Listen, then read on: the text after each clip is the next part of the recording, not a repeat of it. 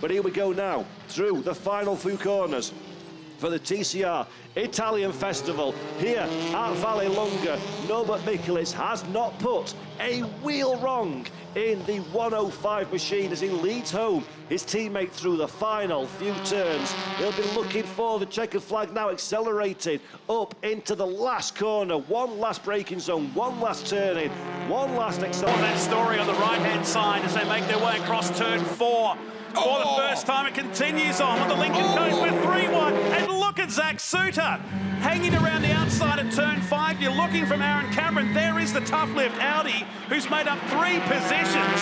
The elbows are up early in this one. Is working that steering wheel off that final turn as it's on here at turn number 2. So down the inside or up the inside. This case off the track is Tony D'Alberto at a high rate of knots. Wants up the front axle, runs deep. That allows his teammate back through, but more importantly, it allows Bailey Opportunity a very good opportunity.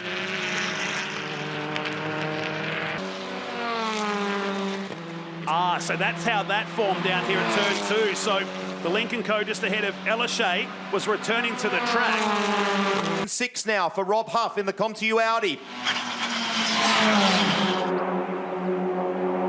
In the background there is that Huff about to pick up another position.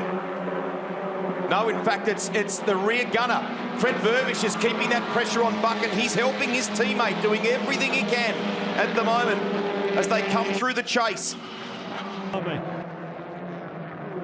At the back end of the straight into the final corner, and again, Girolami looks. Again, Girolami finds no space past the Hyundai N Quadricorsa machine.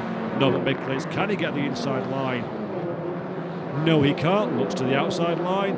Nothing doing there. Tries to find another way back. But Norbert Michels, got a bit of experience, it's fair to say, and a fair bit of success. That's John Philippi, the man that's left out to dry on the bright orange Lincoln Co car. Dust being kicked up at the 4th round of your shot as everybody's using all of the track and more side by side still for Philippi and Victor Anderson. Anderson now will have the inside line in the MAGP machine. Philippi trying to tough it out around the outside. Dusan Borkovic makes it 3 wide in contact. Dusan Borkovic, and there we go, that is Victor Anderson's car. Borkovic now turned around as well. Dusan Borkovic and Victor. We know driver and car combination are certainly quicker than that as Mikolas Kona tries to make it 2 wide alongside Jordan Cox. Gets the job done. Jordan Cox, a little bit of rub in his racing. Further up, Aaron Cameron was very, very deep. Did he manage to get away from making contact with the wall? Kona, though, takes the opportunity all the way around the outside. I think Cameron will have of drama. They were in that little battle pack that we saw down in the 14, 15, 16 kind of region, but I'm afraid that one has come to a sticky end. Hopefully, safety car has been deployed. You can see it on your screen, the flashing light, the flashing box, and that will mean everybody slows down, gets in behind the safety car, and give our track workers the opportunity to clear away the 2 damaged cars that we saw a little earlier on. 3 laps to go at Macau for the first leg of the Macau gear race here for the 70th Macau Grand Prix. So you look back then from Rob Huff's car, we saw a lap ago how brave through Mandarin Mikael Ashkana was, and he's going to do it again. Huff goes defensive, covers off the inside line. Ashkana once more has only... And the race is about to get back on the way. Green flag. Over the line comes the race leader, Santiago Urrutia. Vervish is there in 2nd place behind him. 3rd is Buick, 4th is Huff. Small gap back. John Philippi doing what he's meant to do. Delay the opposition. Let Huff go and see whether he can get himself up from 4th place. And he's about to make a move, isn't he, down to Lisboa? Because look, Huff now in the wheel tracks of Ted Buick. He's in the tow as Nestor Front steam does Huff. Has to go all the way off the racetrack. That opens the door for Mikolas Kona. Can he get back on desperately? Tries to get back on side by side with Marcin Mar now in the Lincoln Co Casa Grande to the side of the circuit. But let's look at the fight at the front of the field. Huff makes the mistake, drops to the bottom step of the podium, allows Michels to move up into 2nd position. Mar trying to find a way past now, throws the car to the inside, not enough racing room on the lock stops for the hairpin. Englishman up in a 2nd position for Vish on the bottom step of the provisional podium at this moment in time. Great move from Rob Huff once again.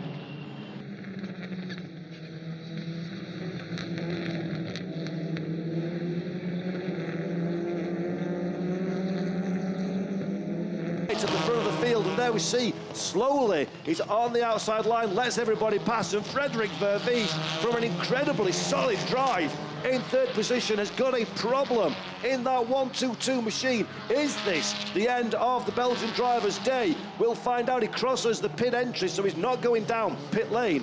There, but has that stopped that rain there now? I think it may have. Girolami. He's going backwards. He's going backwards, yeah. What's wrong there? Back down to 7th place now. They got past him far too easy. That's Tom Oliphant going through the shot in 14th position.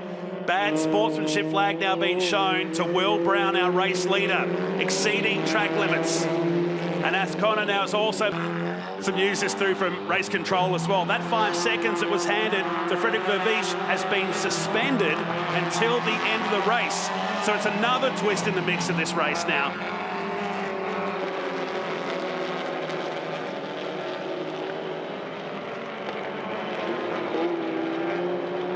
Oh, here we go. This is Jan Elishay. He's on the outside as they come down into the final turn. Meantime, it's getting a little spicy here between Mar and Will Brown.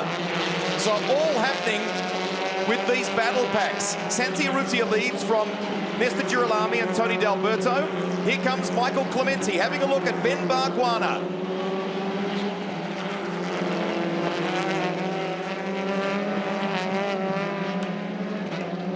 Bargwanna trying off the line to get the racing going again. Again, Mikel Azcona left sleeping behind the Lincoln Co. Cyan Racing Machine. Jan Elishay in third position, but he's got a pair of ComTU Racing Audis for company. The lights are ablaze of Mikel Azcona's car, flashing for good measure as well, filling the mirrors, showing the car to the inside line, trying to make Mar run deep on the brakes. In fact, Azcona is the one that runs a little At the front of the field, everything just looks easy when you're in the form that Jan Elishay's in, and today has been absolutely no difference whatsoever, as Girolami coming under a little bit more pressure now, but no doubt managing the car to the flag. So here we go then, Jan Elishay through the final corner, Nestor Girolami, Mikel Azcona behind as well. This has been the 7th round of the Kumo TCR World Tour and TCR Europe. Medical team cars to squeeze by. Hopefully that can be moved out of harm's way as the cars now come down towards the end of lap number 1. And here, look, Mikulic is trying to build that gap over Girolami. Huff in third, trying to get close enough to make a run on the way down towards Lisboa. And the move starts now, really. This is where he's got to be really brave. Going to have to pit, and after all of that, what it now does give us is a fight between Vervies and Arruzia for the win. The team go to work, but as far as the championship is concerned, it's gone. It's all over. And a replay of what happened to Rob Huff. A little tap. It was a little tap.